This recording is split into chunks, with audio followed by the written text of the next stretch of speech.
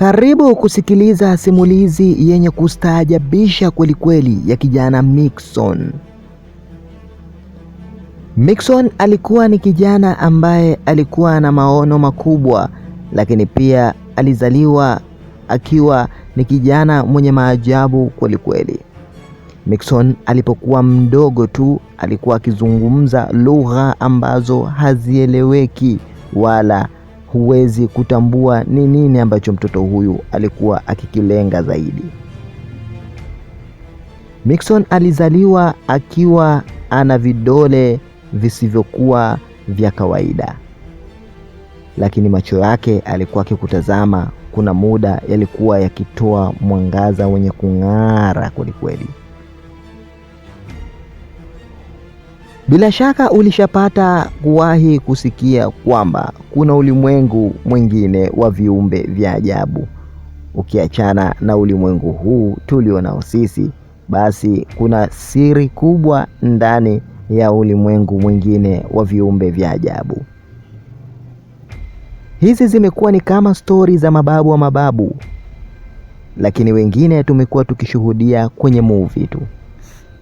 Sasa hii ilimkuta kijana Miquissone. Kabla sijakwambia ni kipi ambacho Miquissone amekutana nacho na kupata utajiri wa ajabu, hakikisha umejiunga nasi hapa ili usipitwe na miendelezo na hadithi na simulizi zenye kuelimisha na kuburudisha. Gusa maandishi yaliyoandikwa subscribe hapo chini. Hapo utakuwa umejiunga nasi. Siku moja Miquissone alikuwa akitembea msituni. Kwa kuwa ni kijana mwenye maajabu, alikuwa akisikia sauti zikimwita aelekee kwenye pango moja lililokuwa chini kabisa ya msitu huo. Kwa kuwa Miquissone alikuwa anajiamini, alitembea mdogo mdogo mpaka kufika kwenye karibu na poromoko kubwa lililokuwa likishuka kwenye pango hilo. Hafla Miquissone alihisi kama amesukumwa na mtu hivi. Aliporomoka na kudondoka mpaka chini, lakini kwa ajabu hakuumia sehemu yoyote ile.